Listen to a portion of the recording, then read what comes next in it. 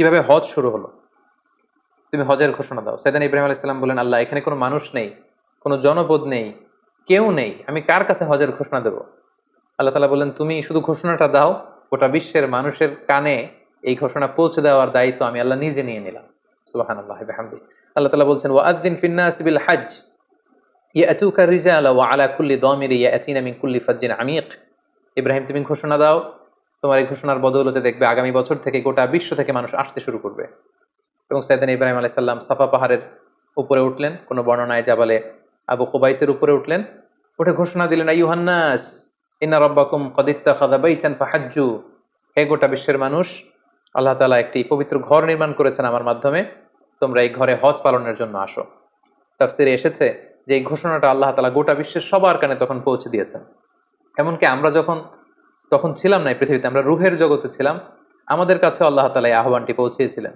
এবং রুহের জগতে আমাদের মধ্যে থেকে যারা লাব্বাইক লাব্বাইক বলে এটার আনসার আমরা করার সুযোগ পেয়েছি, তাদেরকে আল্লাহ তাআলা এই পৃথিবীতে কাবা জিয়ারতের এবং হজ পালনের সুযোগ দান করে থাকবেন। সাইয়েদনা ইব্রাহিম আলাইহিস সালাম দেখতে দেখতে বয়সের একেবারে শেষ পর্যায়ে তিনি চলে এসেছেন।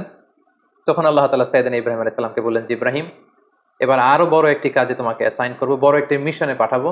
সেটা হচ্ছে আমার ঘরকে তোমার আবার পুনর্নির্মাণ করতে হবে, অর্থাৎ রিকনস্ট্রাক্টিং দ্য কাবা। কারণ আমরা জানি কাবা প্রথম নির্মাণ করেছিল ফেরেশতারা, তারপর করেছিল আদম আলাইহিস সালাম, তারপর করেছিল নূহ আলাইহিস সালাম। কিন্তু নূহ আলাইহিস সালামের মহাপ্লাবনে কাবা ধ্বংস হয়ে গিয়েছিল। সেটাকে আবার পুনর্নির্মাণের জন্য আল্লাহ তাআলা সাইয়েদনা ইব্রাহিম আলাইহিস সালামকে বললেন, আবার মাইগ্রেট করো ফ্রম প্যালেস্টাইন টু মক্কা। আমরা যদি সাইয়েদনা ইব্রাহিম আলাইহিস সালামের জীবনী দেখি, কতবার যে তিনি মক্কা থেকে ফিলিস্তিনে এসেছেন, আবার ফিলিস্তিন থেকে 1200 কিলোমিটার পথ পাড়ি দিয়ে তিনি মক্কায় গিয়েছেন, তার কোনো ইয়ত্তা নেই। তিনি কাবা নির্মাণের জন্য গেলেন এবং সন্তান ইসমাইলকে নিয়ে কাবা নির্মাণ করলেন। আল্লাহ তাআলা বলেন, ওয়াইদ বাওয়ানা লিইব্রাহিমা মাকানাল বাইত। আমি ইব্রাহিমকে, I pointed out for Ibrahim the site of the house. Kaaba ঘরের সাইটটা আমি দেখিয়ে দিলাম, এটা কতটুকু উঁচু হবে, কতটুকু দৈর্ঘ্য হবে, কতটুকু প্রস্থ হবে, তার সবটুকু আমি ইব্রাহিমকে বুঝিয়ে দিলাম। সাইয়েদনা ইব্রাহিম আলাইহিস সালাম সাইয়েদনা ইসমাইল আলাইহিস সালামকে নিয়ে কাবা নির্মাণ শুরু করলেন। ছোট্ট ছেলে ইসমাইল পাথর কেটে এনে বাবার কাছে দেয়। বাবা ইব্রাহিম আলাইহিস সালাম রাজমিস্ত্রির ভূমিকায় অবতীর্ণ হলেন। তিনি নিজ হাতে আল্লাহ তাআলার ঘর কাবা তিনি নির্মাণ করতে শুরু করলেন।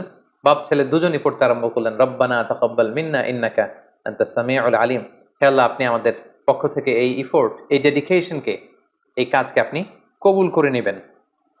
এবং আল্লাহ তাআলা বললেন যে, ওয়াইদ জাআলনাল বাইতা মাসাবাতান লিন-নাসি ওয়া আমনা।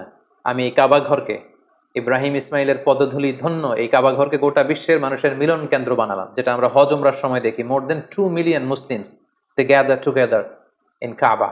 কাবার চারিপাশে প্রায় 20 লক্ষেরও বেশি মানুষ একসাথে হজের সময় তারা সালাত আদায় করে। গোটা বিশ্ব থেকে প্রতিদিন উমরার জন্য মানুষ কিন্তু সেখানে যাচ্ছে, অর্থাৎ মানুষের একটা মিলন কেন্দ্র আল্লাহ তাআলা সেই এলাকাটিকে বানিয়েছিলেন, কিন্তু যেটা একটা সময় ছিল অনুর্বর, জনমানব শূন্য একটি এলাকা। এবং আল্লাহ তাআলা আমাদেরকে আদেশ করলেন, ওয়াত্তাখিযু মিন মাকামি ইব্রাহিম মুসাল্লা। তোমরা ইব্রাহিমের দাঁড়ানোর জায়গাকে সালাতের জায়গা বানাও। অর্থাৎ যেই পাথরের উপর দাঁড়িয়ে সাইয়েদনা ইব্রাহিম আলাইহিস সালাম কাবাকে রিকনস্ট্রাক্ট করেছেন, আজ পর্যন্ত এই 2500-3000 হাজার বছর পরেও সেই পাথরটি আজও সংরক্ষিত আছে। আপনারা হজ উমরা যারা করেছেন তারা দেখেছেন সেই পাথরটির চারদিকে সেটা সংরক্ষিত আছে। সাইয়েদনা ইব্রাহিম আলাইহিস সালামের ফুটপ্রিন্ট সেখানে আছে, পায়ের ছাপ আছে। এবং সেটাকে সামনে রেখে টু দ্য ডাইরেকশন অফ কাবা সালাত পড়াকে আল্লাহ তাআলা আমাদের জন্য অবধারিত করেছেন, তিনি আমাদেরকে আদেশ করেছেন। এবং সাইয়েদনা ইব্রাহিম এবং ইসমাইলকে বলেছেন, তোমরা কাবা ঘরকে পরিচ্ছন্ন করো, ঝাড়ু দাও। সাইয়েদনা ইব্রাহিম আলাইহিস সালাম সফলতার সাথে কাবা পুনর্নির্মাণের এই মিশনটাও সম্পন্ন করলেন। সম্পন্ন করে তিনি কায়মনোবাক্যে আল্লাহ তাআলার কাছে একটা দোয়া করেছিলেন, ঐতিহাসিক দোয়া। তিনি বলেছিলেন, রব্বানা ওয়াবআথ ফীহিম রাসূলান। হে আল্লাহ, এই মক্কায় আপনি একজন রাসূল পাঠাবেন, ইয়াতলু আলাইহিম আয়াতিক, যে আপনার আয়াত তেলাওয়াত করবে, ওয়া ইউআল্লিমুহুমুল কিতাবা ওয়াল হিকমা, এবং এই এলাকাবাসীদেরকে তিনি আপনার কিতাব শিক্ষা দিবে, সুন্নাহ শিক্ষা দিবে, ওয়া ইউযাক্কিহিম, তাদেরকে পরিচ্ছন্ন করবে, ইন্নাকা আনতাল আজিজুল হাকিম, আপনি মহাপরাক্রমশালী, আপনি প্রজ্ঞাময়। এই দোয়ার বদৌলতেই বেসিক্যালি আল্লাহ তাআলা তিনি বলেছেন, আল্লাহ এমন রসুল দেন এই এলাকা থেকে যে কিতাব শোনাবে, কিতাব শিখাবে, যে সুন্নাহ শিখাবে, আপনার আয়াত তেলাওয়াত করবে, মানুষকে তাজকিয়াতুন নাফস করবে। এই দোয়ার বদৌলতেই কিন্তু আল্লাহ তাআলা আখিরি জামানার পয়গম্বর বিশ্বনবী মুহাম্মদ রাসূলুল্লাহ সাল্লাল্লাহু আলাইহি সাল্লামকে এই বরকতপূর্ণ দোয়ার বদৌলতে, এই দোয়ার প্রায় 2500 বছর পরে মক্কায় শেষ নবীর আগমন ঘটে। এবং আল্লাহ রাসূল সাল্লাল্লাহু আলাইহি ওয়াসাল্লাম তিনি বলতেন, আনা দাওয়াতু আবি ইব্রাহিম, আমি হচ্ছে আমার বাবা ইব্রাহিমের দোয়ার ফসল। ওনার দোয়ার বদৌলতেই আল্লাহ তাআলা আমাকে এই পৃথিবীতে শেষ নবী করে পাঠিয়েছেন। একেবারে শেষ পর্যায়ে আল্লাহ তাআলা ইব্রাহিমকে বললেন যে, ইব্রাহিম তুমি মক্কা ছেড়ে যাওয়ার আগে মক্কাতে একটি ঘোষণা দাও, ঐতিহাসিক ঘোষণা, বিগ অ্যানাউন্সমেন্ট। সেটা কিসের ঘোষণা? সেটা হচ্ছে হজের ঘোষণা। কিভাবে হজ শুরু হলো, তুমি হজের ঘোষণা দাও। সেদিন ইব্রাহিম আলাইহিস সালাম বললেন, আল্লাহ এখানে কোনো মানুষ নেই, কোনো জনপদ নেই, কেউ নেই, আমি কার কাছে হজের ঘোষণা দেব? আল্লাহ তাআলা বললেন, তুমি শুধু ঘোষণাটা দাও, গোটা বিশ্বের মানুষের কানে এই ঘোষণা পৌঁছে দেওয়ার দায়িত্ব আমি আল্লাহ নিজে নিয়ে নিলাম। সুবহানাল্লাহি ওয়া বিহামদিহি। আল্লাহ তাআলা বলছেন, ওয়াআযযিন ফিন-নাসি বিল হজ্জ ইয়াতুকা রিজালা ওয়া আলা কুল্লি দামিরি ইয়াতিনা মিন কুল্লি ফাজ্জিন আমিক। ইব্রাহিম তুমি ঘোষণা দাও, তোমার এই ঘোষণার বদৌলতে দেখবে আগামী বছর থেকে গোটা বিশ্ব থেকে মানুষ আসতে শুরু করবে। এবং সাইয়েদনা ইব্রাহিম আলাইহিস সালাম সাফা পাহাড়ের উপরে উঠলেন, কোনো বর্ণনায় জাবালে আবু কুবাইসের উপরে উঠলেন, উঠে ঘোষণা দিলেন, আইয়ুহান নাস ইন্না রাব্বাকুম ক্বাদ ইত্তাখাযা বাইতান ফাহাজ্জু।